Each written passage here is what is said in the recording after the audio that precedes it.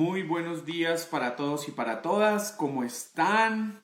Espero que esta mañana del 15 de octubre de 2020 todos ustedes estén muy bien ahí en sus casas, en sus trabajos, en sus ocupaciones del día a día. Gracias por estar acompañándonos a esta hora en el sexto día, sí, ya sexto día de nuestro Congreso Internacional de Psicología Online 2020. Mi nombre es David Bonilla Macías, soy psicólogo, director del segundo Congreso Internacional de Psicología Online.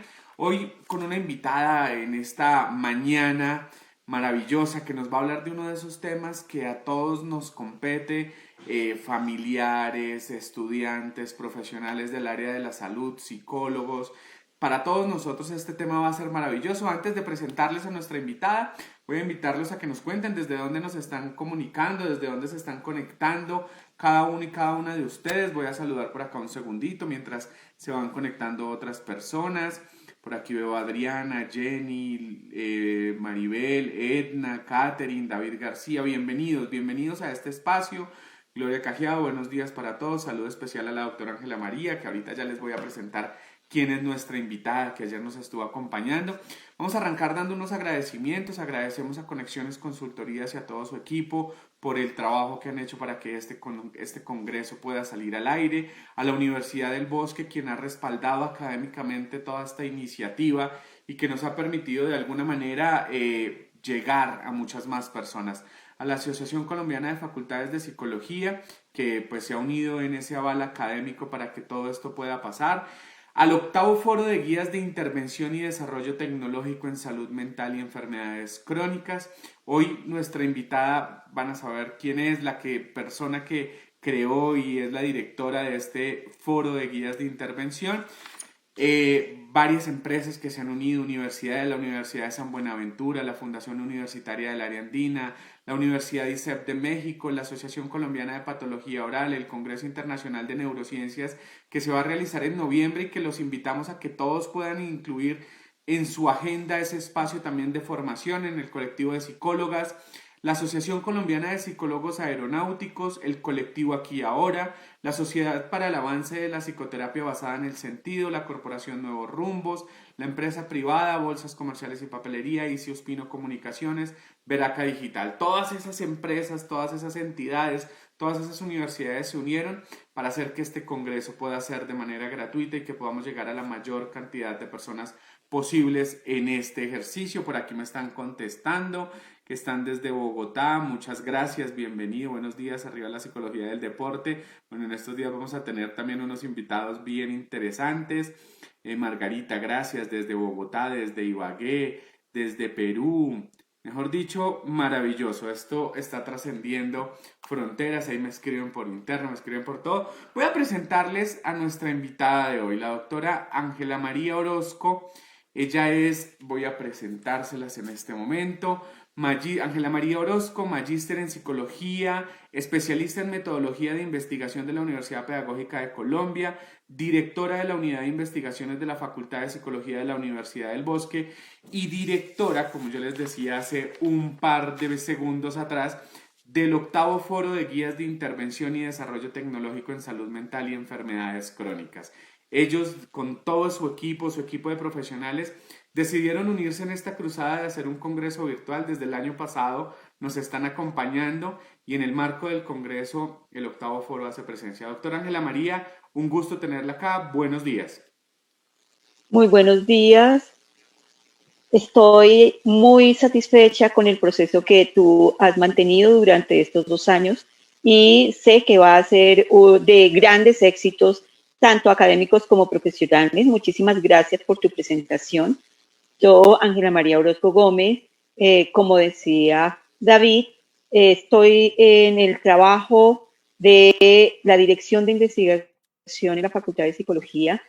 Me ha interesado muchísimo el trabajo en el área de la psicología de la salud y hoy quiero presentarles una ponencia en la que van a encontrar unas variables psicológicas y de salud que son muy importantes para cada uno de los psicólogos que les interesa la salud. Y no solamente para nosotros, vamos a comenzar a trabajar en todos los procesos que puedan llegar a impactar tanto a las personas que padecen enfermedades crónicas como a sus familiares, a sus allegados, a sus cuidadores cercanos, que les va a facilitar definitivamente el poder tomar decisiones y el poder dar un manejo más apropiado a las condiciones que se presentan dentro de las enfermedades crónicas.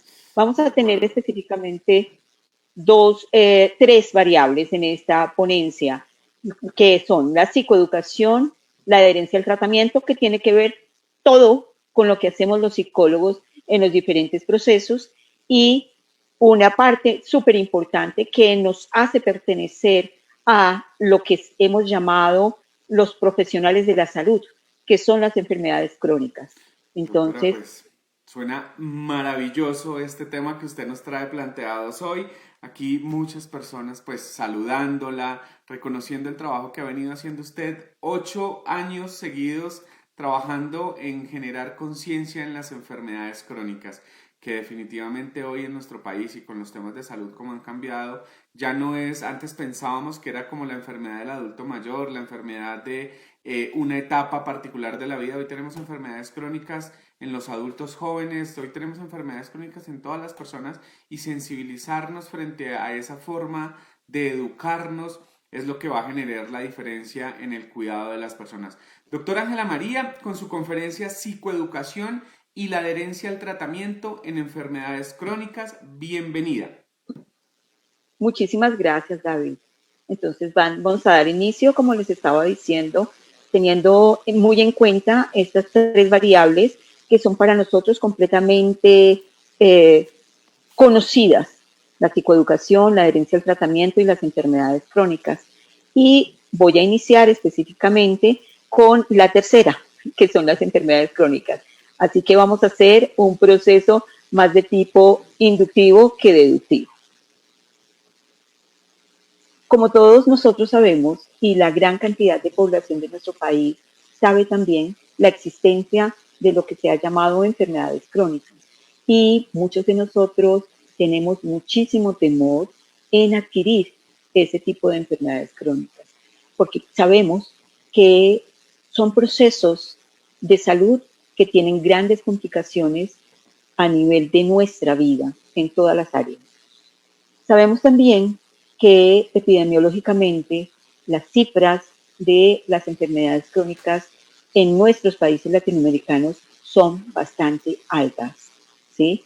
Y tenemos cierta condición o condiciones que facilita la aparición de estas enfermedades crónicas, que tienen que ver exactamente con nuestro estilo de vida, con nuestras condiciones de sedentarismo, por ejemplo, de consumo de tabaco, de definitivamente no valorar la vida y la salud, ¿sí? Entonces, esto hace que haya una gran cantidad de personas enfermas con este tipo de condición, de cronicidad, que tiene todo que ver con el paso del tiempo. Lo crónico implica que no se va a pasar, que no se va a curar, que simplemente es necesario entrar en una condición de cambio para cada una de las personas que padecen o padecemos enfermedades crónicas. Y eso nos lleva entonces a pensar un poco en qué pasa con nuestra competencia como psicólogos para trabajar en este tipo de enfermedades. Se han hecho muchas acciones para disminuir la incidencia de las enfermedades crónicas en nuestros países, en los países latinoamericanos, pero aún falta mucho que hacer, muchísimo que hacer, y es para nosotros un campo de acción muy importante que nos permitirá mostrar competencias y habilidades para poder impactar tanto en las personas que presentan enfermedades crónicas como en sus familias, en sus cercanos, y ayudar a que mantengan un nivel de calidad de vida digno y que permitan que a través del tiempo, que esto va a generarse hasta el fin de sus días, puedan vivir lo mejor posible en cuanto al manejo de la enfermedad en las condiciones más óptimas de este tipo de manejo. Nosotros, como les dije al inicio, vamos a tratar tres variables, y dentro de estas se ha tenido una gran cantidad de evidencia de cómo la psicoeducación está muy asociada a el incremento de la adherencia al tratamiento. Cuando necesitamos que un grupo de personas o una persona se adhiere al tratamiento, recurrimos a estrategias tales como la psicoeducación. ¿Qué implica la enfermedad crónica en los que la padecen? Pues implica que aprendan a convivir con la enfermedad, porque esto, como les decía, no se va a ir de la vida de los pacientes, ¿sí? Implica una movilización de recursos, tanto recursos económicos como recursos personales, familiares, sociales, y esto hace que se dé un impacto muy grande en toda la estructura del ser humano que padece este tipo de enfermedad.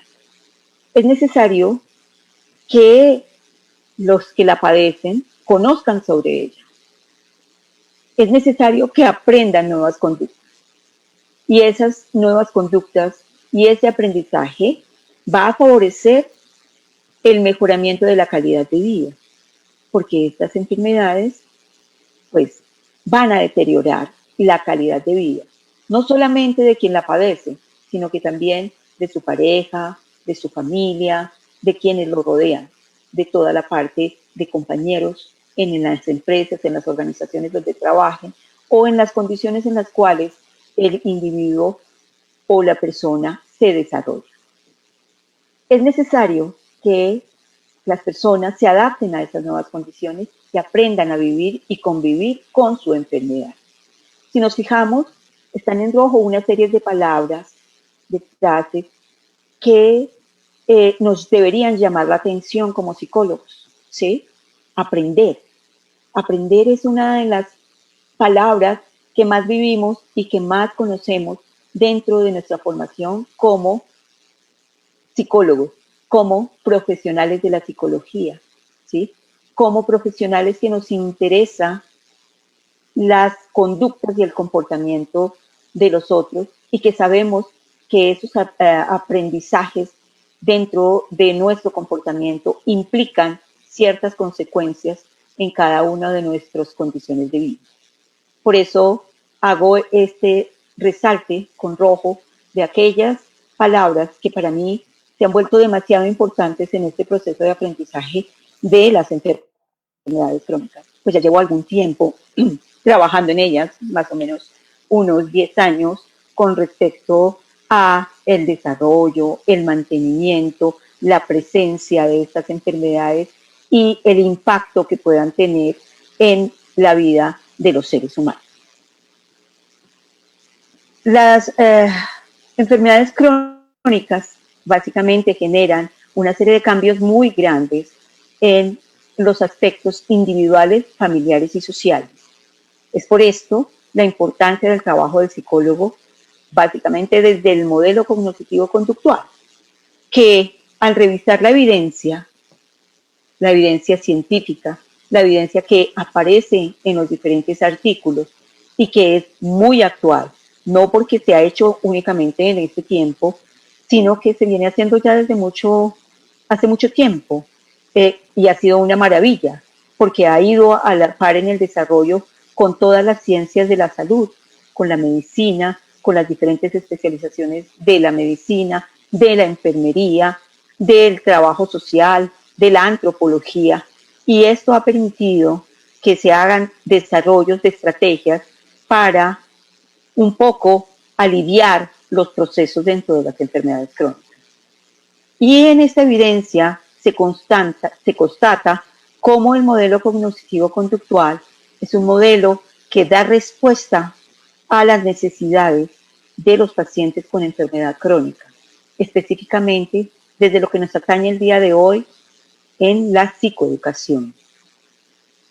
Este modelo permite entonces que, utilizando estrategias muy particulares que nosotros conocemos como psicólogos, nos permita generar ajustes en el estilo de vida, generar la adherencia al tratamiento, minimizar los riesgos de recaída y mantener la calidad del paciente, de vida del paciente y de quienes lo rodean.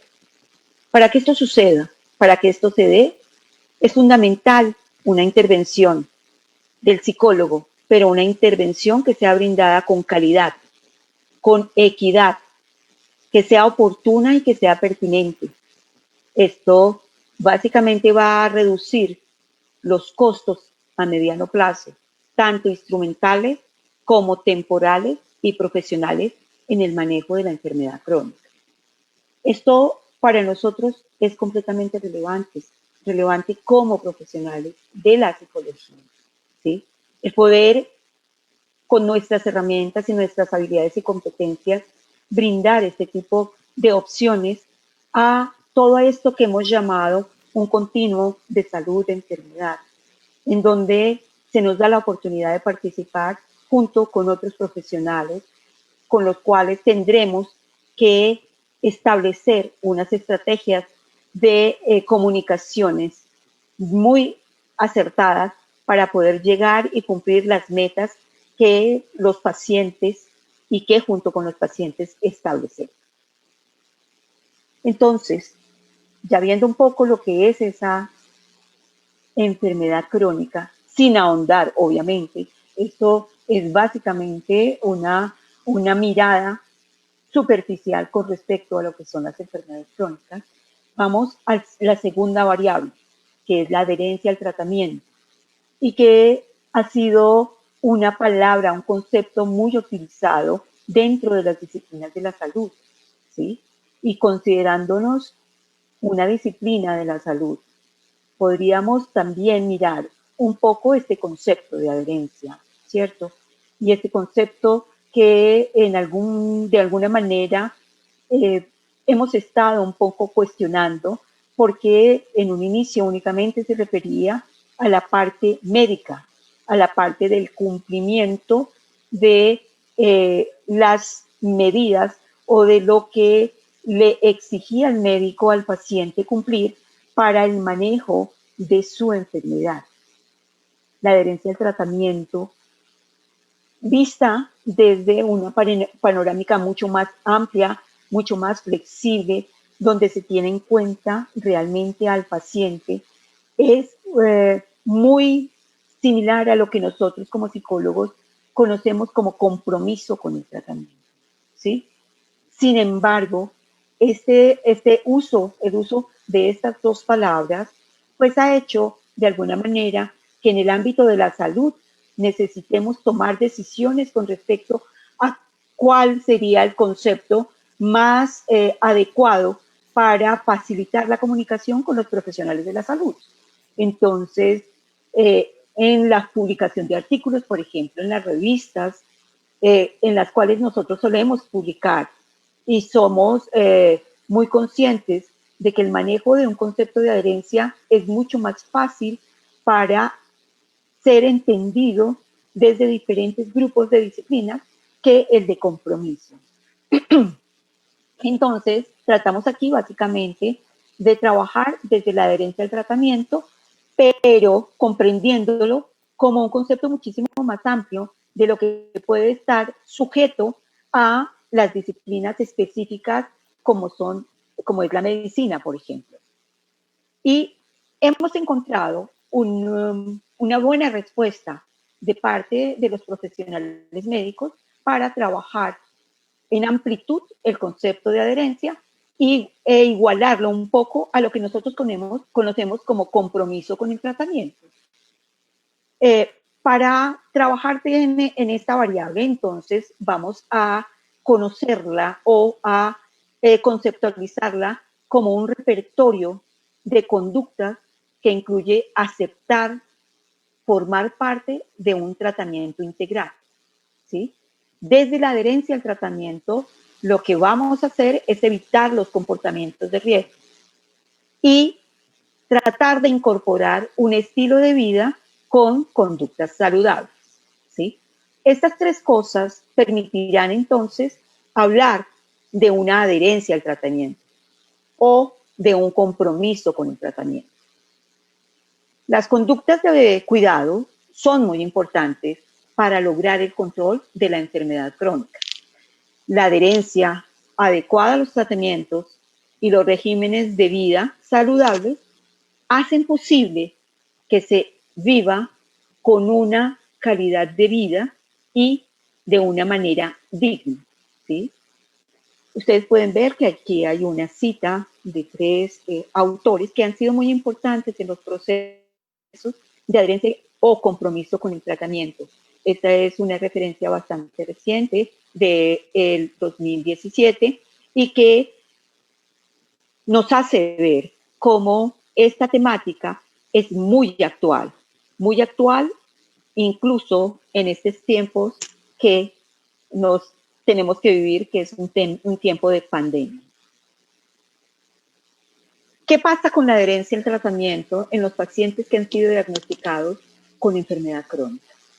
Lo que se ha visto en la evidencia es que la adherencia al tratamiento en pacientes crónicos está entre más o menos el 50 y el 55%, ¿sí? Del número de pacientes que tenemos, que es un alto número de pacientes con enfermedad crónica, diagnosticados con enfermedad crónica. Hay algunos artículos que muestran cómo existen diferencias en adherencia en tratamiento entre la población rural y la población urbana. Es interesante observar este tipo de cosas. ¿Por qué será este tipo de condiciones o por qué se verá esta situación en la parte rural? Pues hay varias cosas que son básicamente marcadores de este tipo de procesos de adherencia. No necesariamente porque la población rural tenga que hacer cambios drásticos en sus hábitos y estilos de vida, sino más bien porque la población urbana tiene condiciones muy diferentes a la población rural, empezando específicamente por su dieta, por su alimentación, ¿sí? Haciendo esto que dentro de la parte rural haya mejores condiciones de alimentación para algunas poblaciones, o por lo menos el consumo de menos alimentos procesados, que es parte de las condiciones que viven las personas con enfermedades crónicas. La otra parte que también se da en la parte rural es que se requiere actividad física continua diariamente para vivir ese día a día de la vida rural. No es muy fácil tener medios de transporte como pasa en la ciudad, para irse siempre en el carro, desplazarse en el Transmilenio, en el Uber, etc. Esto facilita en la parte rural una mayor condición física que permite a los pacientes diagnosticados con enfermedad crónica mucho más ejercicio, mucho más condiciones alimenticias beneficiosas para el organismo. ¿Qué es lo que no ocurre en la parte urbana? Se debe contar con un adecuado conocimiento con respecto a cada una de las enfermedades crónicas del que las padece, obviamente en la parte de diabetes, en la parte de artritis, en la parte de insuficiencia renal crónica. Son palabras mayores lo que yo les estoy diciendo, ¿sí? Son enfermedades que impactan demasiado y que muchos de nosotros no tenemos el conocimiento, tanto médico como psicológico, de lo que pasa con estas enfermedades en el organismo, en la parte comportamental, en la parte psicológica de cada uno de los pacientes con enfermedad crónica. Entonces, un eje central de este conocimiento de las enfermedades, para el manejo de las enfermedades crónicas, es el conocimiento de la enfermedad. Es poder trabajar en ese tipo de información y formar a los pacientes alrededor de las condiciones de las enfermedades crónicas. Vale la pena saber que este tipo de conocimiento facilita el poder mantenerse en un tratamiento farmacológico, pero no únicamente el tratamiento farmacológico que nos da la receta o nos dicen que debo tomar y en qué momento, sino que el paciente debe comprender por qué esas dosis que le están mandando, cuál es la forma de administración de ese medicamento, si es en forma oral, si es necesario hacerse la aplicación de algún tipo de infusiones y poder identificar las posibles interacciones y efectos que tengan la toma de estos medicamentos con otras condiciones orgánicas que yo tengo o con otras partes de mi organismo que pueden generar en algún momento problemas o efectos adversos a lo que pasa con mi ser, con mi organismo. Se ha encontrado específicamente para pacientes con diabetes mellitus tipo 2 que existe esa diferencia de adherencia a tratamiento con valores de bioclínicos particulares como es la hemoglobina glicosilada. Hablando de la diabetes, podemos encontrar diferencias claras en la parte rural y en la parte urbana, ¿sí? Porque para la diabetes como enfermedad crónica, dos variables son súper importantes. El tener actividad física, es decir, dejar de ser sedentarios, que no lo favorece mucho nuestra condición de pandemia el día de hoy, y además de eso, tener una dieta saludable, ¿sí? Cuando esta enfermedad es diagnosticada a tiempo, con estas dos condiciones que se puedan manejar, es posible controlar la diabetes mellitus tipo 2. La hemoglobina glicosilada que es generada por nuestro organismo, se mueve de manera muy particular en nuestra sangre, en nuestro organismo, permitiendo ver cambios sutiles en ella. Pero el disminuir la hemoglobina glicosilada en un punto o en 2 puntos favorece completamente el manejo de la diabetes. Y comprueba que con nutrición y con ejercicio podemos hacer un control de la diabetes mellitus tipo 2. Frente a esto, y en lo central de esta presentación, que es la psicoeducación, yo creo que muchos de nosotros tenemos muchas preguntas alrededor de qué es eso de psicoeducar a un paciente crónico, ¿sí? De hecho, no sabemos muy bien cuál es la diferencia de la educación y la psicoeducación, ¿sí?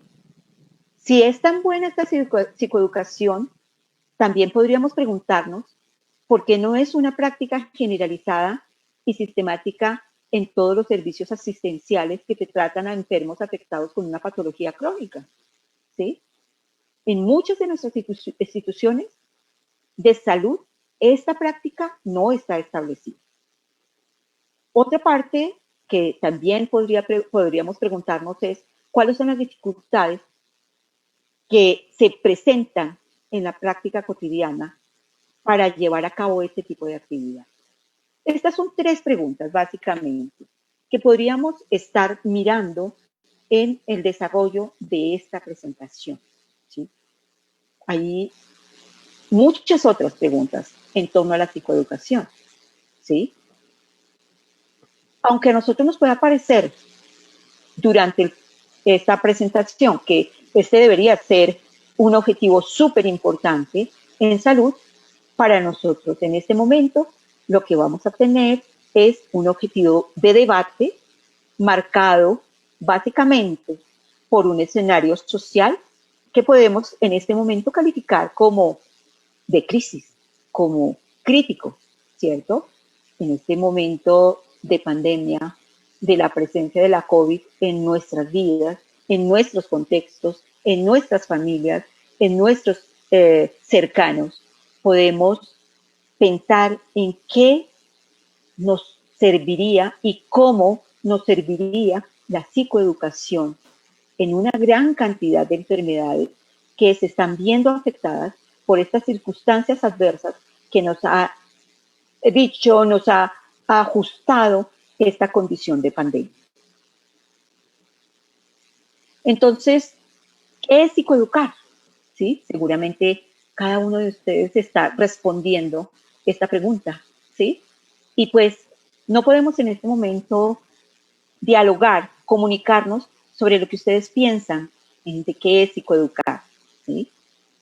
Eh, pero podemos pensar en nuestro quehacer como profesionales de la salud, en nuestro quehacer como psicólogos, en nuestro quehacer como pedagogos, ¿sí? Donde podríamos estar viendo que en el proceso de formación es un continuo aprendizaje.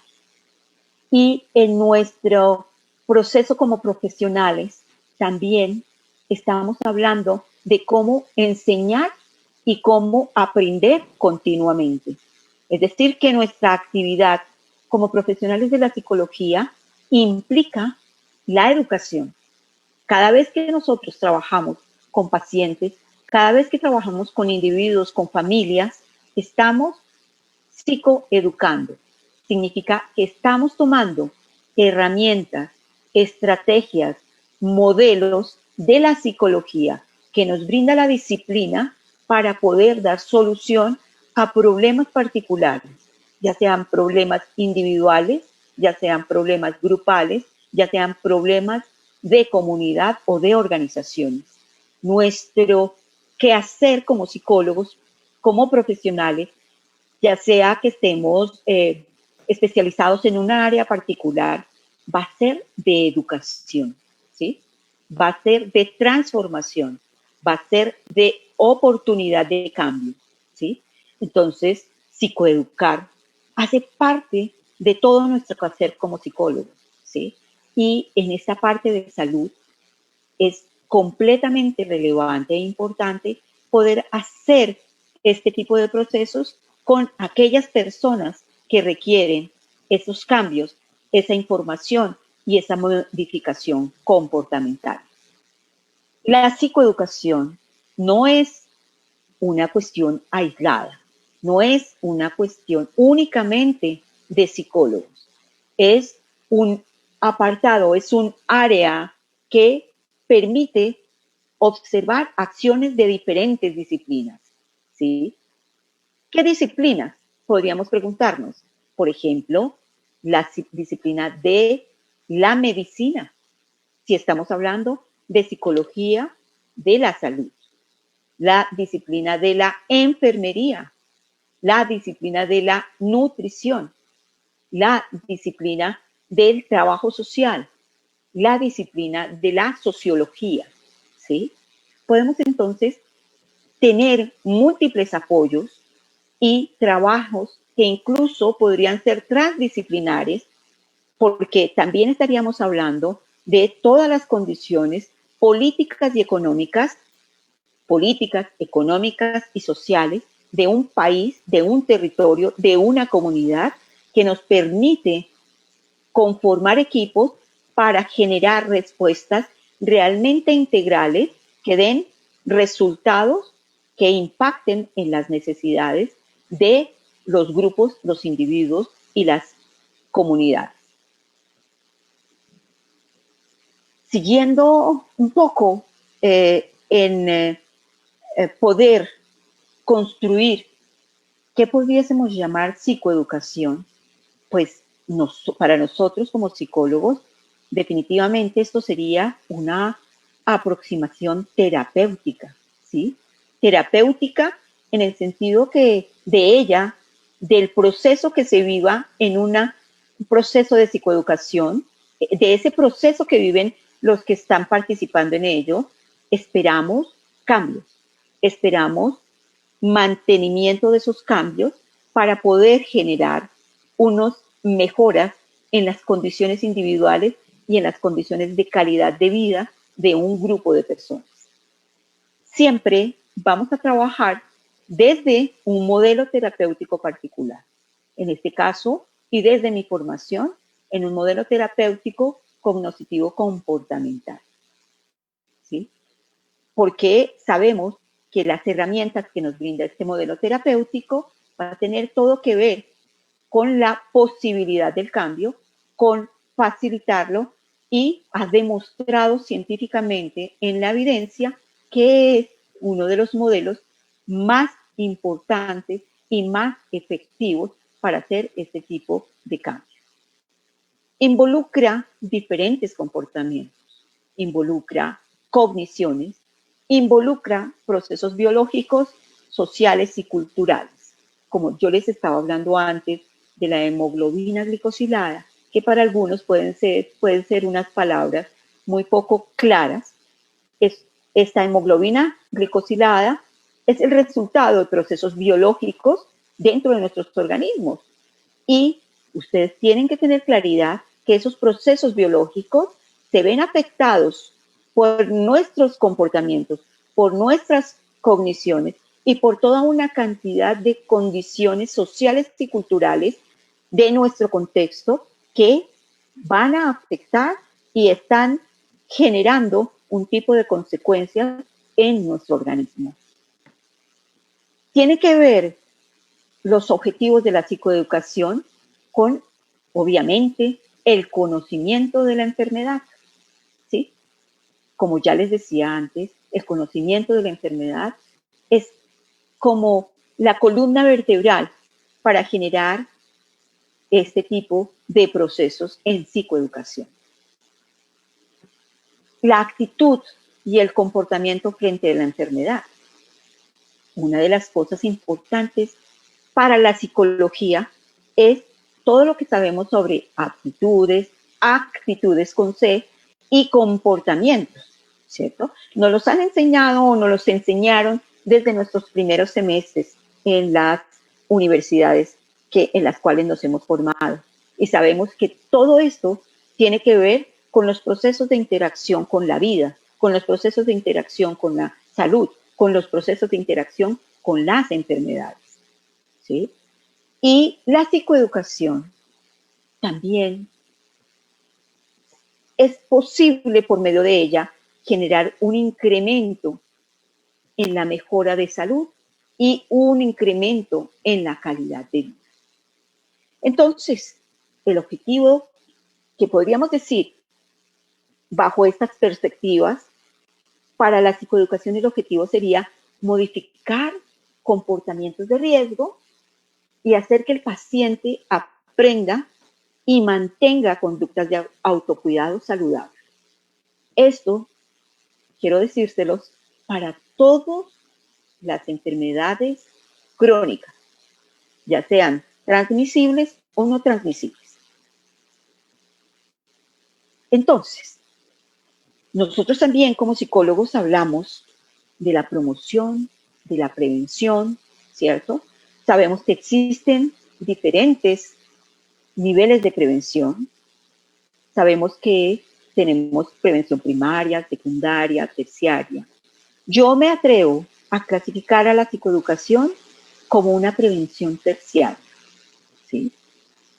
Que está básicamente dirigida a personas que ya han sido afectadas por una enfermedad crónica, ¿sí? Que llevan un tiempo con ella y que necesitamos capacitarlas para que vigilen su tratamiento, para que prevengan complicaciones, para que mantengan la calidad de vida y que disminuyan las posibilidades de recaída, ¿sí?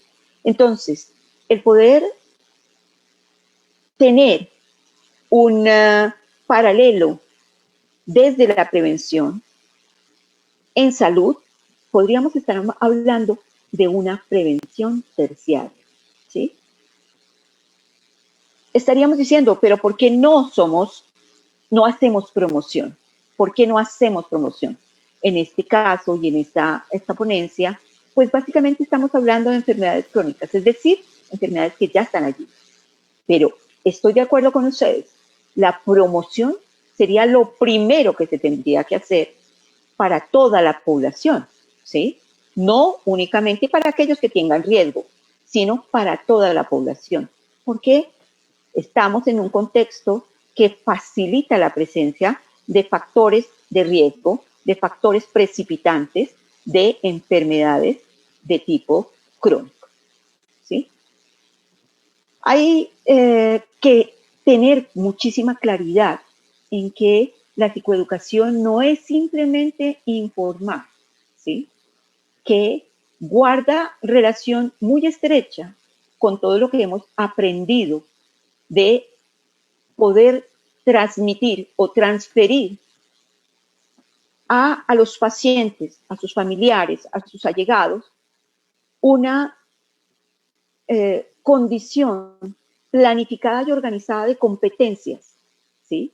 Que permitan al paciente alcanzar el mayor grado posible de autonomía respecto a la dependencia de los servicios médicos, ¿sí? Este tipo de condición, esta frase que he trabajado en este momento con ustedes, me llamó muchísimo la atención porque tiene muchas cosas de interés, ¿sí? Nos está hablando de transferencia de conocimiento, que es una responsabilidad que tenemos como profesionales de la salud, como psicólogos de la salud, ¿sí? El poder asegurar que nuestros pacientes aprenden de nosotros cómo manejar una situación, cómo generar una competencia, ¿sí? Y estas dirigidas específicamente a que los pacientes y sus familias puedan percibir autonomía para el manejo de su condición de enfermedad, ¿sí? Puedan luego llegar a interactuar con el médico de una forma muy importante para el paciente de poder explicar lo que está ocurriendo y no solamente ser pacientes que, como el nombre lo dice, pasivos dentro de una consulta médica, de una consulta de salud. Es decir, el otorgar estas herramientas facilita una interacción entre el paciente y los profesionales de la salud. Entonces, es importante que los pacientes gestionen su propia enfermedad. Y para gestionarla necesitan sentirse capaces de hacerlo. De otra manera, si no tienen la información, si no tienen las competencias, si no tienen ese tipo de conocimiento que les ayuda a precisar cómo se tienen que comportar y cómo esto favorece el manejo de esa enfermedad, pues no serían capaces de gestionar la enfermedad. Eso se ve mucho con la interacción médico-paciente. Generalmente los pacientes en las relaciones con el médico son básicamente pacientes muy pasivos, ¿sí? Al terminar una consulta y le comentan a su familiar, es posible que no hayan preguntado, que no hayan cuestionado, que no hayan aclarado una gran cantidad de cosas que en esos 20 minutos podrían haber aclarado con el médico tratante. Este tipo de habilidades y de competencias es necesario que sean transferidas a los pacientes, ¿sí? ¿Qué permite entonces la psicoeducación? Debería permitir la psicoeducación que el individuo entienda y asuma de una forma menos agresiva su condición de enfermo y los cuidados que requiere, que esto implica, que esa enfermedad implica, ¿sí? Sabemos que la enfermedad y el diagnóstico es una pérdida para cada uno de nosotros, ¿sí? Nosotros podemos entrar en depresión cuando nos dan un diagnóstico de enfermedad crónica, ¿sí? Podemos decir, bueno, ¿qué está pasando conmigo? O simplemente, es seguramente que yo estaba bajo de nota, entonces por eso salieron así los resultados de mis exámenes. Es decir, podemos entrar a hacer un duelo y cumplir cada una de esas etapas en la enfermedad. Una primera etapa que es de negación, otra de echarle la culpa a otras personas o a un castigo de Dios, ¿cierto? Eso nos pone en una condición bastante vulnerable, ¿cierto? Un diagnóstico de una enfermedad crónica. Y muchos de nosotros no les queda claro qué es eso de crónico, ¿cierto? Que implica que es para toda la vida y que implica que yo pueda entender y asumir esta condición, ¿cierto? Muchos nos ponemos bravos. Eso no tiene por qué ser, eso es mentira, yo no tengo esto, ¿de acuerdo? Porque es una pérdida, ¿sí? El diagnóstico de una enfermedad crónica es una pérdida de la salud y es una pérdida de salud definitiva, ¿sí? Ustedes pueden pararse, por ejemplo, en los zapatos de una persona que tiene insuficiencia renal crónica, que tiene EPOC, que tiene artritis, que tiene diabetes, ¿sí? Que esas enfermedades no son de tipo agudo, no son tratables por 3 meses y ya se le quitan. Son condiciones con las cuales se tiene que convivir y que tienen que tener atención por toda la vida, ¿sí? Esto implica un desgaste emocional y psicológico, tanto para el paciente como para todo lo que lo rodea, para la pareja, para sus familias, para sus padres, para sus hermanos, para sus compañeros de trabajo, ¿cierto? Y definitivamente una de las cosas que se tiene que tener claro es que es muy posible tener ingresos hospitalarios, ¿cierto? Y parte de la psicoeducación es que estos ingresos hospitalarios sean únicamente los completamente necesarios, ¿sí? Que no estemos yendo continuamente a los hospitales, ¿sí? Ustedes pueden imaginarse en un momento como este, y puede ser que en este momento ya las cosas, entre comillas, hayan cambiado un poco, pero con la crisis que hemos vivido por la COVID, era completamente difícil poder ir a una consulta médica o a un hospital o a una clínica, ¿sí? Imagínense un paciente con diabetes que no pueda controlar ni manejar su diabetes y que no tenga apoyo de la familia. Pues fácilmente podría ocurrir puede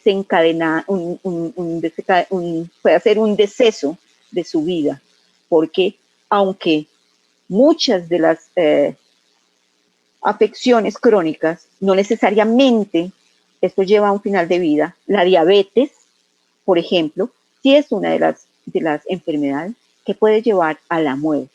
Un coma diabético puede llevar a la muerte, ¿sí? Cuando no se tiene un manejo y un control de la enfermedad. Entonces, cuando el individuo es capaz de darse cuenta que sus características personales, cognitivas y emocionales y conductuales influyen en su estado de salud, afectan su calidad de vida y la de quienes lo rodean, ya en ese momento, si nosotros logramos con un proceso de psicoeducación darnos cuenta de esto ya permite que nosotros hayamos ganado una gran cantidad de camino cuando se realiza psicoeducación, ¿sí? Es para esto que se puede trabajar con una estrategia de psicoeducación en enfermedades crónicas. Entonces, seguimos en qué es eso de la psicoeducación.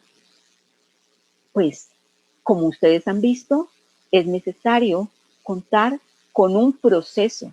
Es decir, yo no hago psicoeducación en una sesión, ¿sí? Yo hago psicoeducación planeada en diferentes etapas y dependiendo de lo que tenga el paciente, es decir, de las necesidades propias del paciente. Les recuerdo que la aceptación de la enfermedad es el punto del iceberg para que el paciente logre adaptarse, entre comillas, a esa nueva condición de salud, ¿sí? Esta psicoeducación tampoco es funcional cuando se hace de manera independiente. Esta psicoeducación debe estar integrada, debe ser parte del tratamiento médico, debe ser parte de los cuidados en salud que le puede ofertar una institución de salud a un paciente o a un grupo de pacientes con enfermedades crónicas, ¿sí? no se hace de manera aislada, no se hace en un solo momento. Es necesario que sea planificada, organizada y que esté incluida en el tratamiento para los pacientes diagnosticados con enfermedad crónica, ¿sí? Entonces, con esta planificación, queremos entonces sensibilizar, que los pacientes aprendan y que los pacientes busquen un apoyo tanto psicológico como social para el manejo de su enfermedad. Entonces nosotros podríamos pensar que, bueno, esto es una cuestión un poco rara, un poco como una amalgama de diferentes mezclas. Sí, así es. La psicoeducación es una mezcla, es una aleación de diferentes condiciones donde podemos generar prevención, donde es necesario que estén presentes las ciencias médicas, la enfermería, la psicología y la pedagogía, ¿sí? Estas habilidades que seguramente nosotros hemos ido aprendiendo con la experiencia, porque ninguno de nosotros, o por lo menos la gran mayoría, no somos pedagogos, somos de base psicólogos o enfermeros o médicos. Entonces necesitamos aprender estas competencias para poder transferir realmente al paciente aquellas competencias y habilidades necesarias para manejar las enfermedades crónicas. Entonces, vale esta frase. Se trata básicamente de generar una adaptación a una cierta inadaptación, entre comillas, que podríamos decir que es la primera reacción que tiene una persona cuando es diagnosticada con una enfermedad crónica. Pues simplemente no me lo esperaba, simplemente porque yo, ¿sí?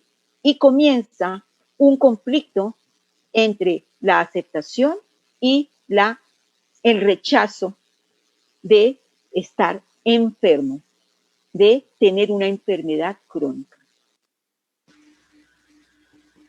Tenemos dos tipos de pacientes, ¿sí? Dos tipos de pacientes que se dan tanto en el ámbito médico como en el ámbito de la psicología, ¿cierto? Genial tener pacientes activos en nuestra consulta, ¿cierto? Son aquellos que facilitan una recuperación, que fácilmente se mejoran, que controlan la enfermedad, ¿sí? Que mejoran su calidad de vida. Sin embargo, quiero decirles que la gran mayoría de los pacientes son pasivos, son pasivos. Entonces, el, el poder planear que dentro de la psicoeducación lo que requerimos específicamente es que el paciente sea activo, sea responsable, se comprometa con su enfermedad y con el manejo de la misma, es el trabajo del psicólogo, ¿sí?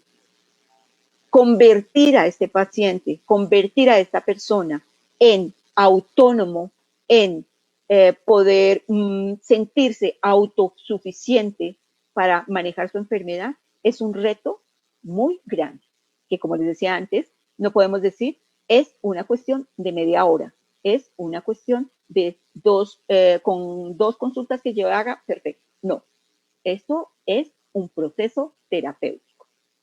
Entonces, pues un paciente activo se recupera, se mejora, ¿cierto? Esto facilita su recuperación. Un paciente activo incrementa el control de la enfermedad, recupera fácilmente la calidad de vida, ¿cierto? Intenta tener generalmente una relación empática entre los profesionales que lo tratan y él, ¿cierto? Aprovecha esos espacios de confianza, ¿sí? Para expresarse libremente, para expresar sus inquietudes, para hacer sus preguntas, ¿cierto? Y definitivamente, siempre un paciente activo quiere aprender y quiere cambiar, ¿sí? Como les decía, esto facilitaría muchísimo un proceso de psicoeducación, ¿sí? Y requerimos tener pacientes activos y llegar a que los pacientes pasivos sean y terminen siendo pacientes activos. ¿Qué pasa con los pacientes pasivos? Los pacientes pasivos son aquellos pacientes en los cuales se facilita el incumplimiento ¿de qué? Del tratamiento que ha sido prescrito, ¿sí? Y eso lleva a una cadena de comportamientos y de situaciones. Si un paciente, si yo incumplo la toma de mi medicación, si yo incumplo los tiempos, si yo incumplo la dieta, si yo incumplo con el ejercicio, posiblemente el tratamiento que me han dicho que debo seguir, pues no va a ser efectivo, ¿cierto? ¿Y qué va a pasar con el paciente? Ese paciente pasivo seguramente va muy pronto a estar incapacitado, ¿sí? A no poder continuar con su vida, ni a poder responder en la parte laboral, en la parte familiar, en la parte sexual, en cualquiera de nuestras áreas donde nos movemos, ¿cierto? Pero hay una cuestión completamente grave con respecto a las enfermedades crónicas y es el incremento que se tiene de la posibilidad de muerte, ¿sí? Por ser un paciente pasivo, pues es que yo ya no quiero nada. La presencia de trastornos de depresión posibilitan mucho estas condiciones de pacientes pasivos, ¿sí? El paciente pasivo fácilmente tiene pérdidas personales, pérdidas familiares y pérdidas sociales, ¿sí? Y obviamente esto genera un decremento en su calidad de vida, en la calidad de vida de los cuidadores o, en defecto, en la calidad de vida de todos aquellos que están cerca de él, sean o no familia.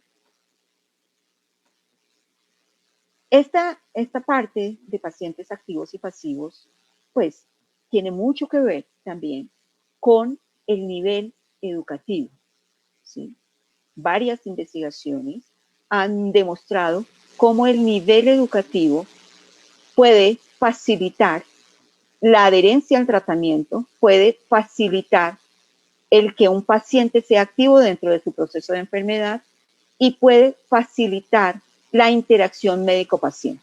No necesariamente una interacción positiva, pero sí una interacción que permita ampliar información, que permita generar y observar una posición clara del paciente frente a su tratamiento, que permita participar en las decisiones de tratamiento que puede ofrecer un médico tratante. Entonces, ¿qué estrategias podemos utilizar, cierto? Que son necesarias, obviamente, ¿cierto?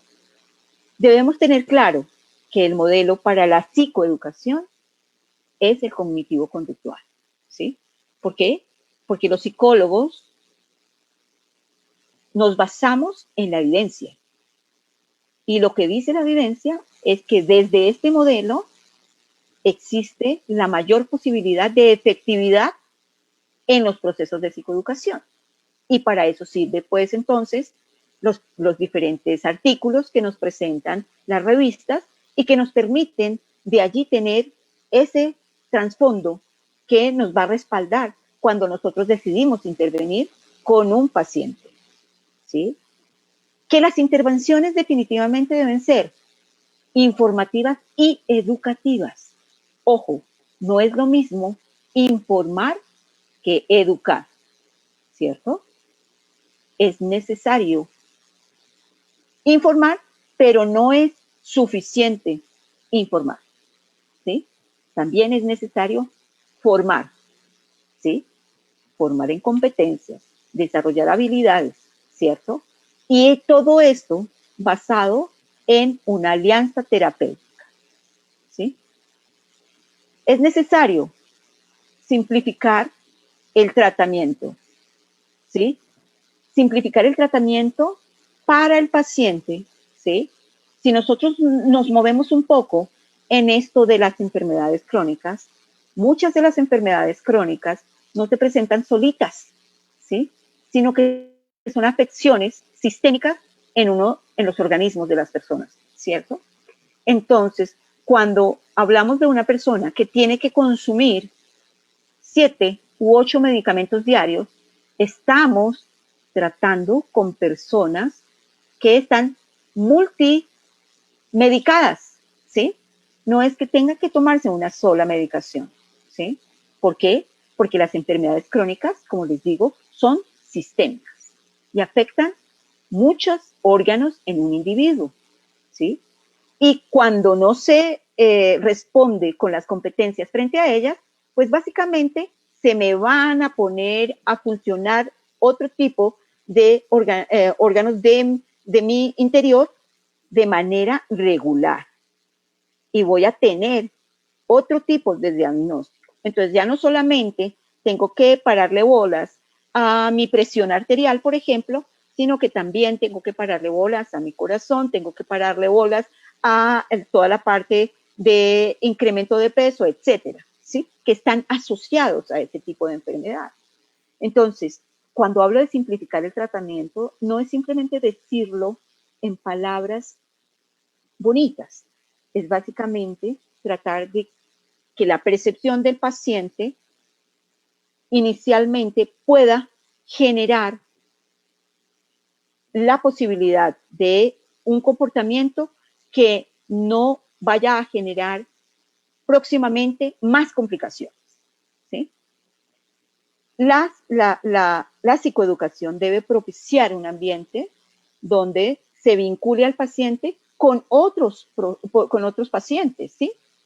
Porque la psicoeducación ha demostrado, básicamente, que cuando se establece de manera grupal es muchísimo más efectiva que cuando se establece de manera individual, ¿cierto? En cuanto a su efectividad, pero además en cuanto a recursos económicos y de salud y humanos, también es muchísimo mejor trabajar con grupos, no con grupos grandísimos, ni de 60 ni de 70, con grupos de máximo 12 pacientes que compartan un mismo diagnóstico o que pertenezcan a una misma categoría dentro de la clasificación de una enfermedad crónica, ¿sí? Debemos reforzar completamente comportamientos y habilidades para el manejo de la enfermedad, ¿sí? Esas pequeñas muestras que den los pacientes con respecto a unos comportamientos adecuados y al desarrollo de habilidades deben irse reforzando, como nos han enseñado desde un inicio, a utilizar el refuerzo positivo para que estos comportamientos aparezcan con mayor frecuencia y se desarrollen estas habilidades, ¿sí? Posiblemente comenzamos iniciando con un programa de refuerzo que permita para el paciente mostrarle qué tan bueno es mostrar comportamientos saludables. Hay una cuestión que es bien importante dentro de la psicoeducación y es tratar los mitos y las creencias que hay alrededor de la enfermedad, ¿sí? Bueno, esta enfermedad es un castigo de Dios. Bueno, no, yo voy a ir más bien al curandero, voy a ir al homeópata, voy a hacer oración en la iglesia del Espíritu Santo. No, todas estas creencias o esto se me va a pasar, ¿sí? No, yo espero que esto se me pase. Esto, sí, las personas dicen que esto puede darse por mucho tiempo, pero no, a mí no, no, no, no. Entonces, este tipo de mitos, de creencias, del brujo, de las aguas, de conjugar ciertas frutas, verduras, etcétera. Ojo, esto es necesario manejarlo.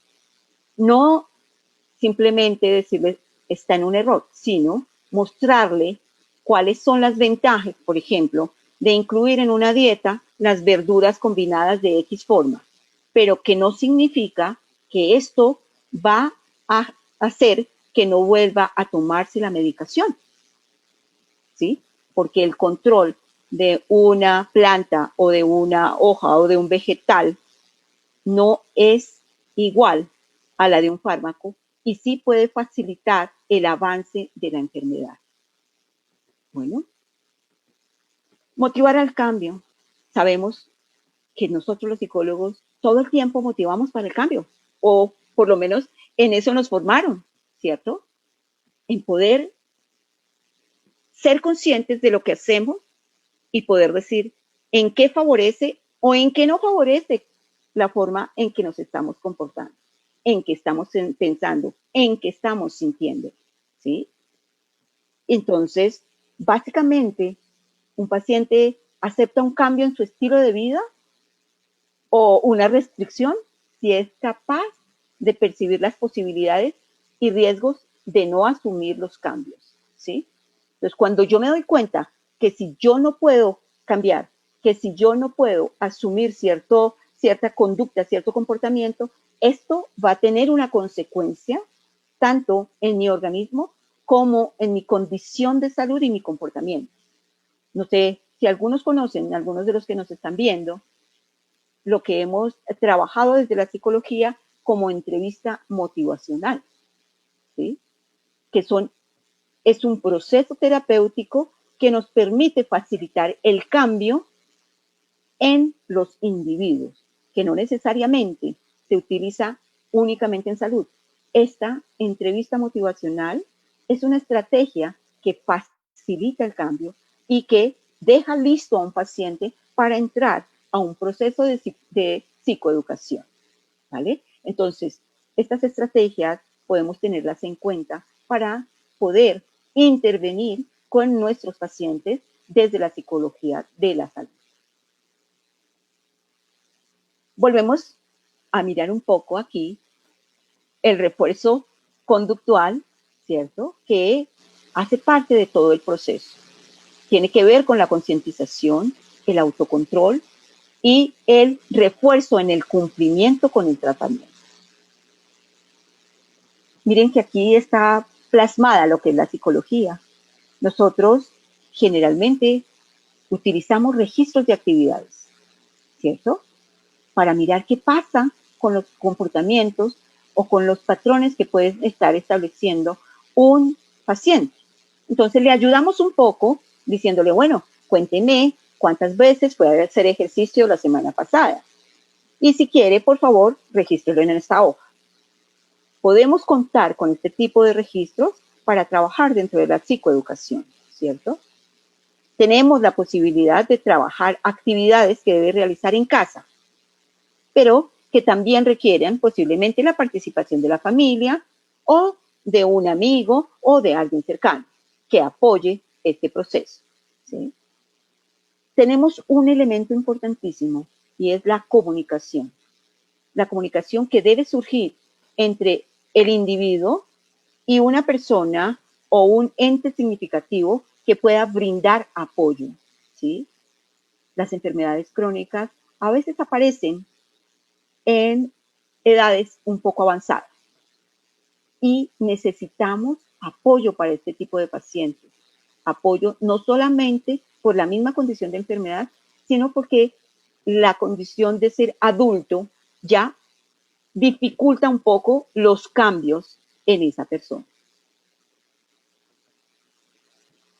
Entonces, aquí comienza a tener una importancia muy grande la parte del trabajo con la familia.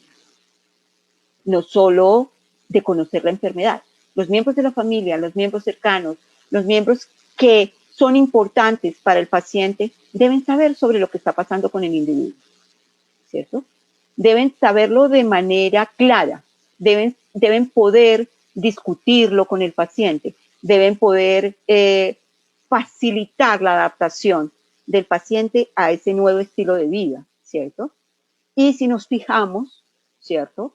La familia o el núcleo primario de esta persona son claves para el manejo de una enfermedad crónica, ¿sí? Muchas veces se requiere para la enfermedad crónica el cambio de estilo de vida, no solamente para el paciente. Cuando un cambio de estilo de vida se hace en familia, es muchísimo más fácil, ¿sí? Definitivamente, cuando hablamos de cambiar una dieta, pues para muchos es muy harto que a todos les sirvan la bandeja paisa con chicharrón, con arepa, con huevo, con carne, y a mí, que tengo X o Y enfermedad, me sirvan un gran plato de ensalada y un pedacito de carne y un tricito de arroz. Pues a ninguno nos gusta, ¿cierto?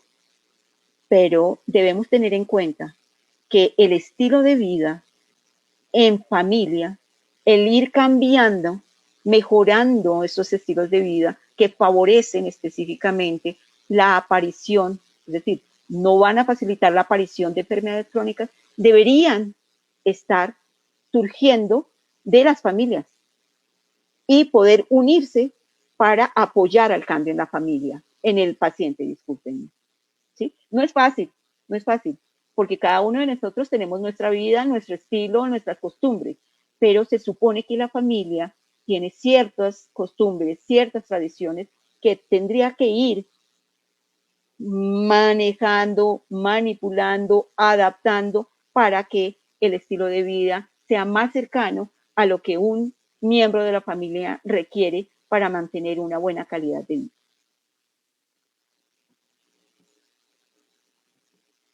La familia entonces debe decidir qué hacer y qué hacer para evitar enfermarse, ¿sí? Y eso se debe hacer con la persona que ha sido diagnosticada, ¿sí? Debe apoyar al paciente acompañándolo al servicio de salud, al médico, ¿sí? Generalmente podemos entrar por lo menos una persona a la consulta, ¿cierto? Ojo, no a decirle, no ha hecho, no ha hecho, no ha hecho, no ha hecho. No ha cumplido, no ha cumplido, no ha cumplido. No, debemos entrar como apoyo, ¿cierto? Como apoyo al paciente.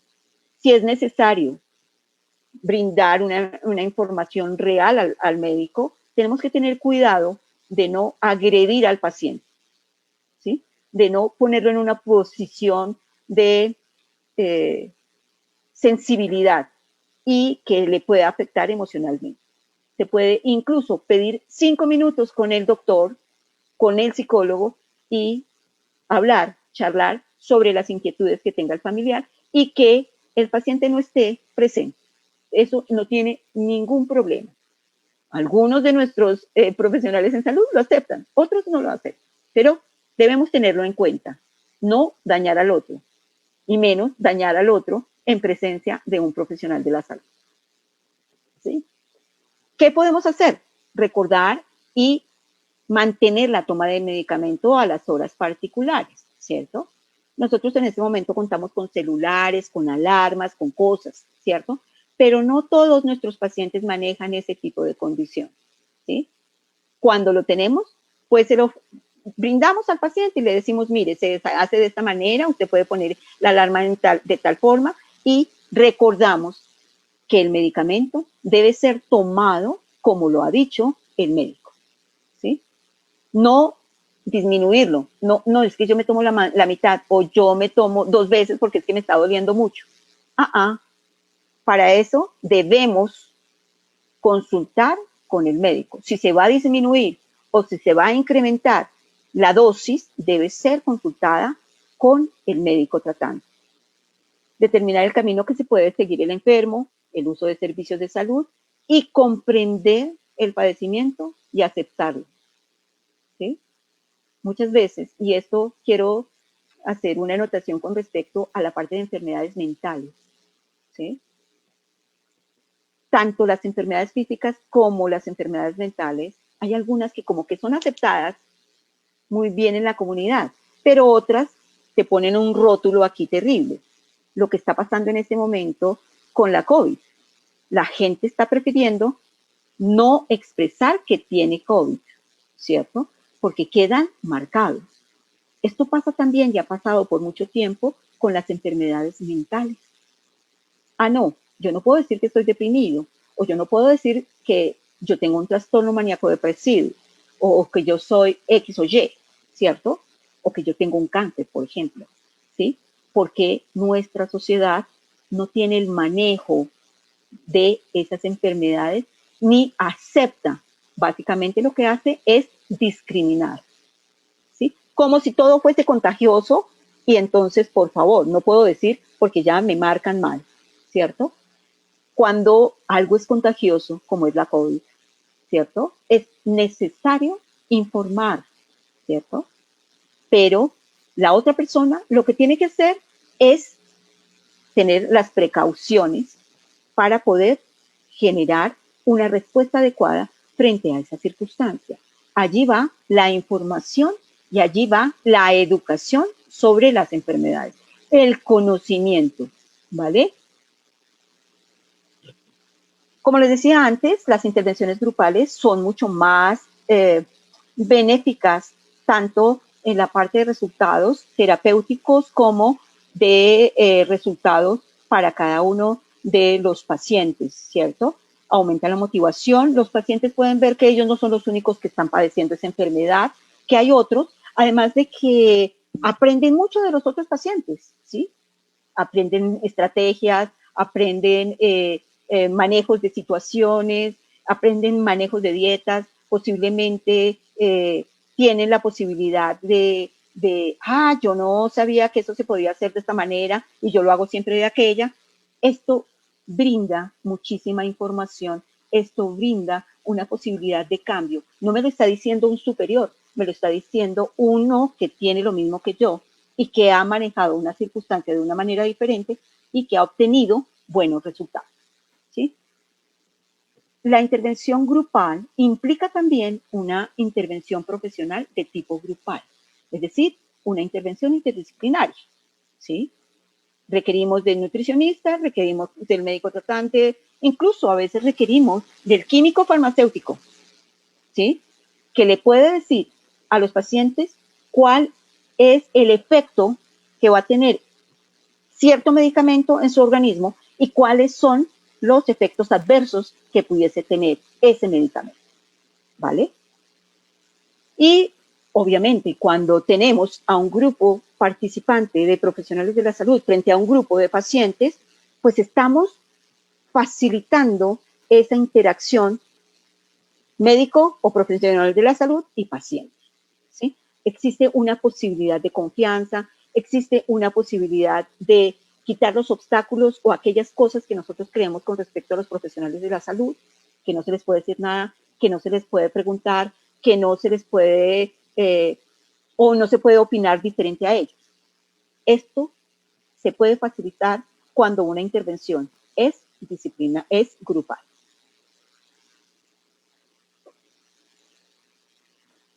Seguimos en este proceso y cuando hablamos del trabajo interdisciplinario, estamos hablando de un trabajo también con los profesionales. Es decir, en este momento estamos hablando no en presencia del paciente.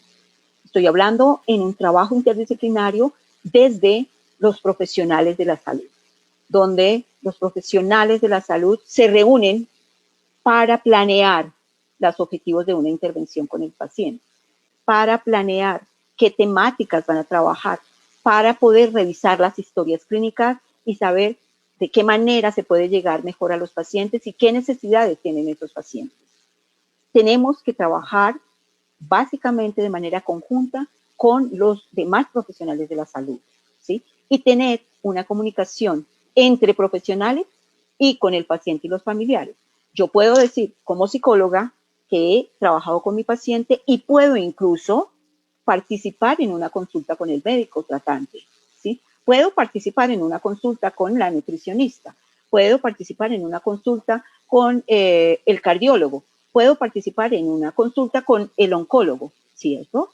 Esto me permite conocer muchísimo más del paciente, me permite tener interacción con el profesional de la salud y me permite tener un espacio ideal para poder conocer lo que está pasando en la interacción con el profesional y con el paciente, que ayudará completamente a llevar a un excelente resultado. Las acciones continuas son La relación médico-paciente, participar en el plan terapéutico, reforzar periódicamente, fijar metas también y llamar al paciente si no acude a una condición terapéutica o al médico.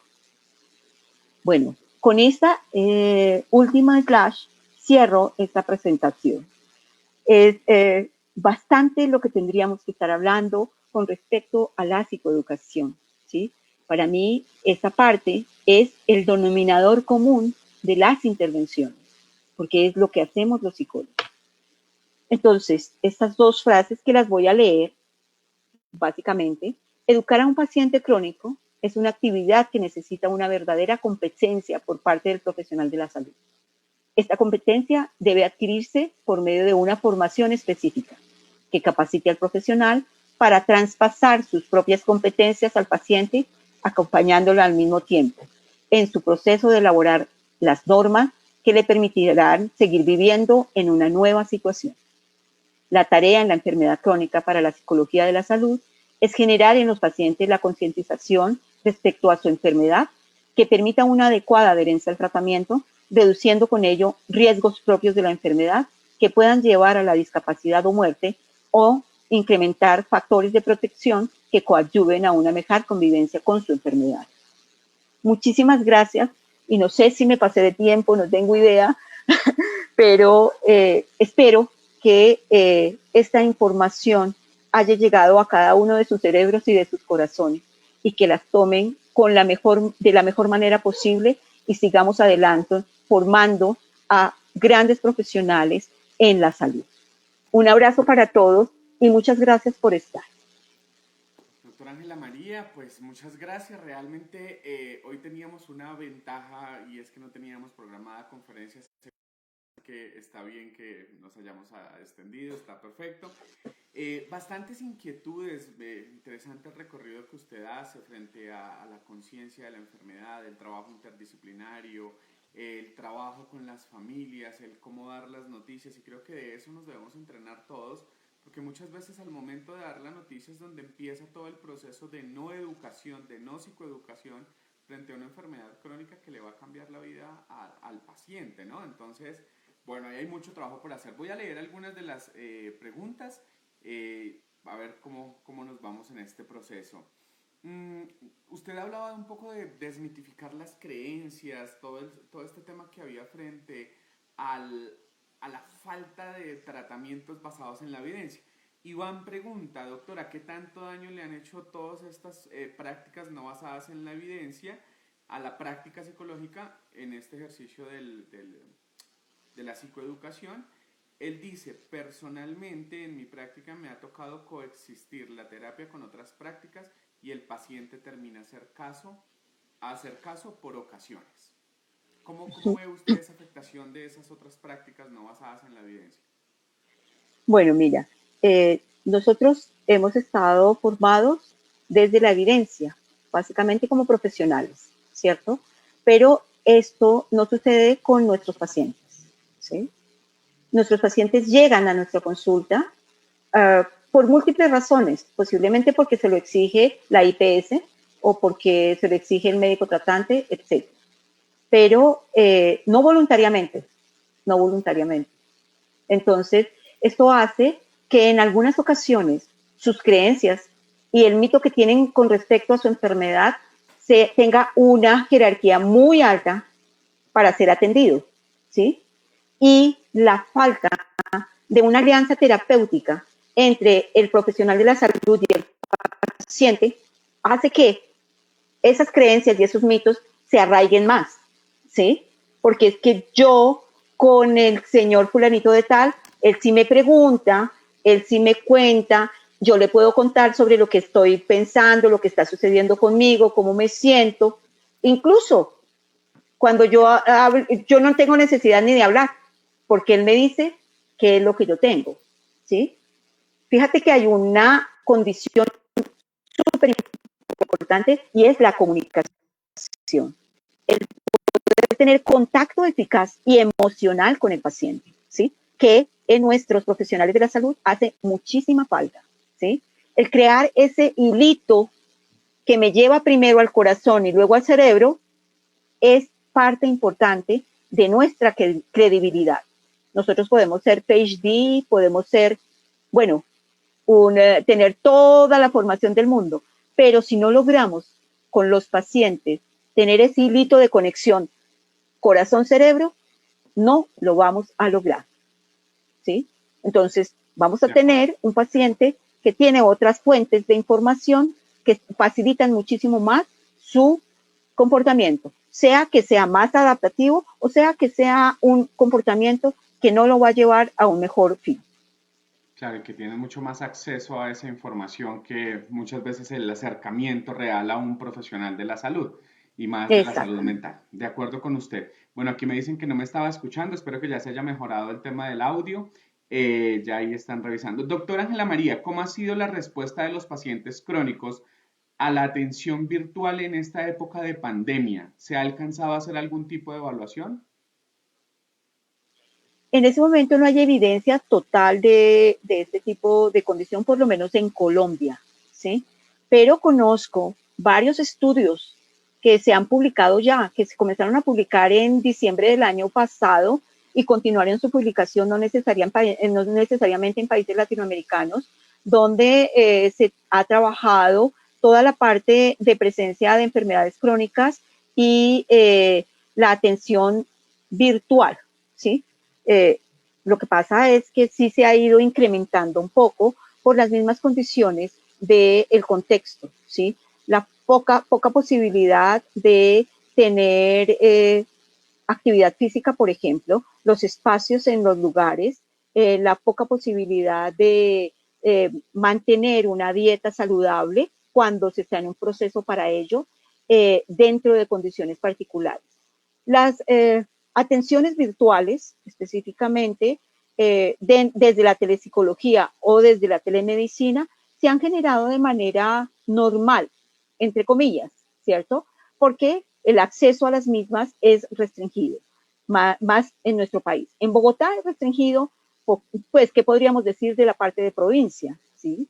En este momento sí hay varias publicaciones donde se habla de la telemedicina y de la telepsicología como herramientas muy importantes y necesarias para trabajar con ciertas enfermedades crónicas que incluso facilitan que el paciente no tenga que trasladarse en un medio de transporte al sitio de consulta a donde está el médico. De acuerdo. Bueno, creo que también nos permite ampliar otras posibilidades que antes no lo veíamos. Doctora, ¿cómo hacer para que el sistema de salud no pierda la sensibilidad humana? ¿Cómo trabajar nosotros desde ese ejercicio tan complejo? Algunos profesionales de la salud brillan por su imponencia y falta de humanidad, y yo creo que es ahí donde arranca el trabajo, ¿no, doctora Ángela María? Sensibilizar al Sí, equipo interdisciplinario al interior de los centros de salud, de los hospitales, sí. porque definitivamente hay mucho por trabajar ahí. Claro, nosotros desde las IPS y las EPS podemos observar que existen ya grupos interdisciplinarios, ¿sí? Para tratar enfermedades crónicas, por ejemplo, como artritis reumatoide, ¿sí? Y diabetes. Existen desde la EPS programas dedicados a este tipo de condiciones crónicas. Además, porque es una petición desde el Ministerio de Salud, ¿sí? Implica que deben hacerlo por una imposición desde el gobierno y desde la salud, desde el Ministerio de Salud. Pero el contenido de tales programas no lo conozco completamente, ¿sí? Se espera que esto vaya avanzando. Podemos decir básicamente que de hace 10 años para acá, las condiciones han ido mejorando. Esto tiene todo que ver con nuestra posibilidad, por ejemplo, desde la psicología, de poder tener una comunicación directa con el médico tratante, de poder utilizar toda la parte de vocabulario técnico y hacer que ellos comprendan también nuestra postura desde la psicología, pero nosotros también comprender su postura desde la enfermedad, desde la patología, ¿cierto?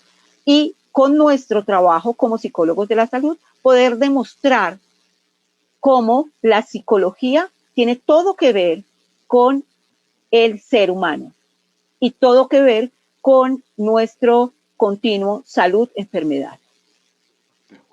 Doctora, hay una pregunta que estaban haciendo antes frente a este tema y es, qué avances hay en temas de política pública y qué podemos hacer nosotros como profesionales? Porque es cierto que el acceso a la psicología también termina siendo un privilegio, ¿no? O sea, hoy las EPS han entendido un poco esto. ¿En qué momento el paciente con enfermedad crónica tiene la posibilidad de acceder al servicio de salud mental pues de una manera mucho más eficiente, llamémoslo así, en cuanto a tiempos, en cuanto a posibilidades? Porque, ¿qué se ha hecho? ¿Qué avances hay en ese tema en el país? Si usted tiene Bueno, conocimiento de eso. sí, hay algunos avances que se han realizado específicamente desde el Ministerio de Salud, ¿sí? No sé si ustedes conocen que ya desde hace más o menos unos 10 años se han venido desarrollando guías de práctica clínica. Estas guías de práctica clínica son desarrolladas desde el Ministerio de Salud con un equipo muy enriquecido de profesionales. En los desarrollos iniciales, el psicólogo y la psiquiatría, básicamente la psicología, brillaba por su ausencia en las diferentes guías para el manejo de enfermedades, ¿sí? Se conoce la guía de diabetes, se conoce la guía para manejo de depresión, ¿sí? Y cada una de ellas ha ido trabajándose de manera paulatina y, como tú sabes, las guías tienen un tiempo para funcionar y luego de ese tiempo es necesario la actualización de la guía. Generalmente está entre 2 y 3 años. ¿Por qué? Porque la evidencia avanza y lo que las guías hacen es generar recomendaciones clínicas para el manejo de las diferentes enfermedades, ¿sí? ¿Qué ha pasado con las actualizaciones de las guías? Pues lo que hemos visto es que ya se han integrado al equipo psicólogos, se han integrado al equipo también trabajadores sociales y pues desde un comienzo sí estaban los psiquiatras, pero si ustedes pueden revisar de pronto la guía de práctica clínica para depresión, para desorden depresivo, podrían encontrar que hay ya ciertas posturas con respecto a lo que dice la evidencia científica y desde dónde manejar estos trastornos de depresión. Nos falta muchísimo, muchísimo, muchísimo, pero creo que hemos ido avanzando poco a poco en buscar, en tener un lugar dentro de esta toma de decisiones. Obviamente que eso tiene que ver también con nuestra actitud como profesionales de la psicología de la salud o como profesionales de la psicología, porque muchas veces estamos muy alejados de todo lo que dice la parte gubernamental con respecto a la psicología, a las enfermedades crónicas, a la salud. Entonces, eso hace que si nosotros no participamos en la política pública, tampoco vamos a tener la posibilidad de estar actuando dentro de esa política pública. Así es, estoy de acuerdo con usted. Bueno, aquí hay varias preguntas, realmente hay muchos comentarios. Voy a leer un comentario. Gran tema, me deja un gran bagaje de aprendizaje para llevar a cabo nuestra labor concretamente desde nuestras trincheras, dice él. Saludos desde México. Aquí estamos trascendiendo fronteras, hoy pues haciéndole un poco el contexto al tema político colombiano, pero pues también entendemos que esto es una realidad latinoamericana y que en la mayoría de los países de habla hispana excluidos un poco los países europeos, que hay algo de avance Ajá. en estos temas de salud mental. Pero bueno, doctora, creo yo, aquí hay otra pregunta y con esta pregunta vamos cerrando. ¿Es adecuado promover grupos de pares en la intervención grupal? De lo que usted planteaba en su modelo de... Sí, cuando hablé de pares, hablo de pares pacientes, es decir, con un mismo diagnóstico, con una misma condición, ¿sí? De acuerdo. Aparte de aquellos profesionales que están direccionando la psicoeducación, el tener grupos en los cuales, por ejemplo, se tenga personas con diagnóstico de diabetes, personas con diagnóstico de hipertensión, estas dos entidades comparten muchas cosas, ¿sí? Y se puede, por ejemplo, un hipertenso fácilmente puede tener un segundo diagnóstico de diabetes, un hipertenso puede tener condiciones de accidentes cerebrovasculares o accidentes coronarios que permite conformar equipos, entre comillas, o grupos de pacientes con diagnósticos que comparten ciertas condiciones y que para ellos iría unos referentes tanto de información como de formación en la psicoeducación. Es a eso que me refería un poco. Okay. Los pares pueden encontrar entonces algún tipo de eco con lo que está pasando con ellos. ¿Sí? Como sucede en los salones de clase con los estudiantes de un mismo semestre, que tienen condiciones similares, mas no comparten todo. Claro, y desde ahí es mucho más fácil entender que no solo me pasa a mí, que es una de las creencias irracionales que aparecen y que más dificultan la adherencia a los procesos. Pues doctora Ángela María, quisiera pedirle una última cosa ya para irnos. Aquí hoy el tiempo se nos fue volado. Desde su experiencia, 8 foros realizados en los últimos 8 años, trabajando esas guías de intervención y desarrollo tecnológico en salud mental y en enfermedades crónicas. La pregunta para ustedes, ¿qué sigue? Cuál es ese derrotero que sirve para los profesionales, que sigue para los profesionales en la salud mental, no solo para los que ya están ejerciendo, sino para esas nuevas generaciones que se están formando? ¿Cuál es ese componente que no nos da a veces la academia y que debemos esforzarnos para que nuestros estudiantes empiecen a tenerlo?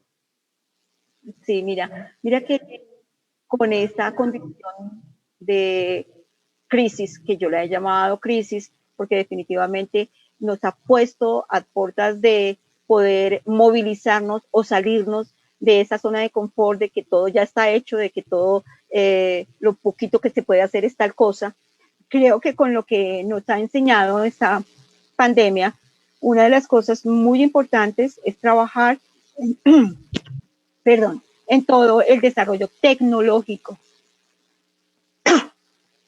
para poder dar atención tanto a enfermedades mentales como a enfermedades de tipo crónico que faciliten su manejo.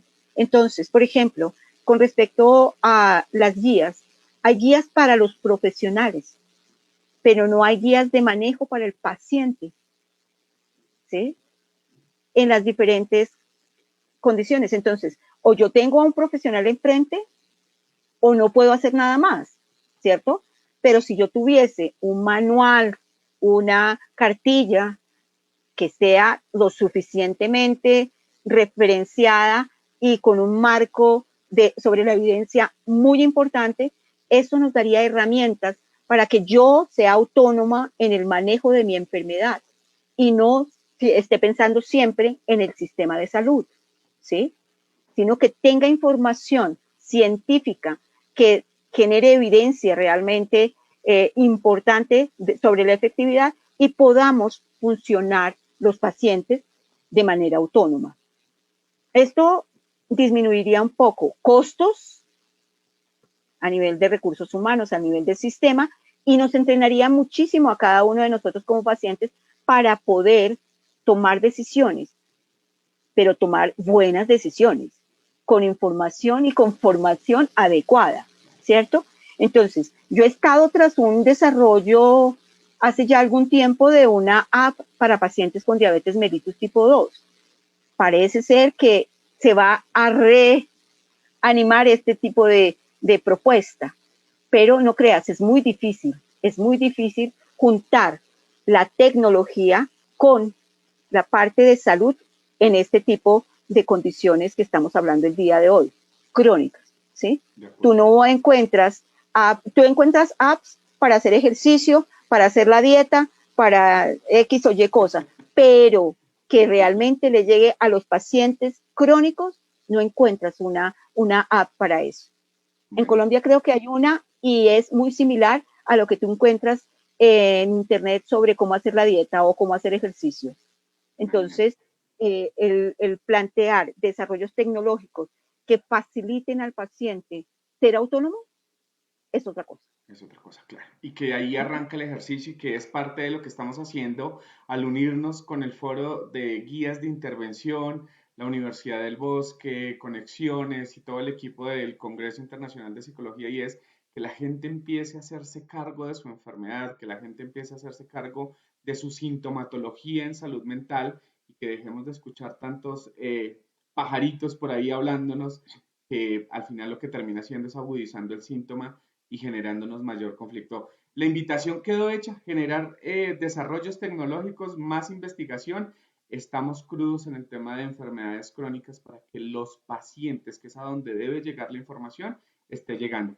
Doctora Ángela María, pues agradecerle por su tiempo, creo que aquí nos extendimos, aquí muchas personas agradecen, Iván Urrutia, que también estuvo con nosotros el año pasado, muchos profesionales, amigos de la casa han estado conectados, agradecen por su tiempo, por sus respuestas.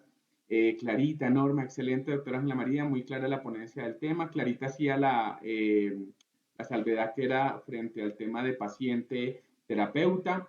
Bueno, a todos gracias. Gracias desde donde nos están escribiendo. Por aquí me ponen sus banderitas para saber desde dónde están. Doctora Ángela María, muchas gracias. Gracias por este esfuerzo que han hecho ustedes también desde el foro, desde la Universidad del Bosque, por llevar la psicología a las personas, por empezar a acercarnos a que la psicología debe ser para todos. Y bueno, aquí estaremos conectados y seguiremos estos 21 días que ya vamos por el día 6, día 15, vamos a ir hasta el 30. Compartan esta información, inviten a otras personas, envíen estos videos a todas las personas que ustedes crean que les puedan servir, porque seguramente hay información de valor. Doctora Ángela María, un abrazo gigante. David, muchísimas gracias por la oportunidad. Sé que has llevado un proceso excelente en este congreso y sé que vas a continuar así. Los resultados realmente van a ser muy buenos. Te mando un abrazo y para todos los que han participado, un abrazo. Un abrazo gigante, que estés muy bien. A todos, muchas gracias. Nos vemos esta noche a las 6 de la tarde, pues con otras presentaciones que a ustedes les gusta. Vamos a tener, si las cosas salen bien, ustedes saben que hay días donde tenemos algunas dificultades logísticas y lo que sea. Si todo sale bien, nos vemos a las 6 y a las 7 de la noche con 2 conferencias. Prográmense, saquen el tiempito para escuchar, compartan con sus familiares. Y bueno, aquí estamos creando el segundo Congreso Internacional de Psicología Online 2020. Un abrazo para todos, feliz resto de tarde. Cuídense. Que estén muy bien. Chao.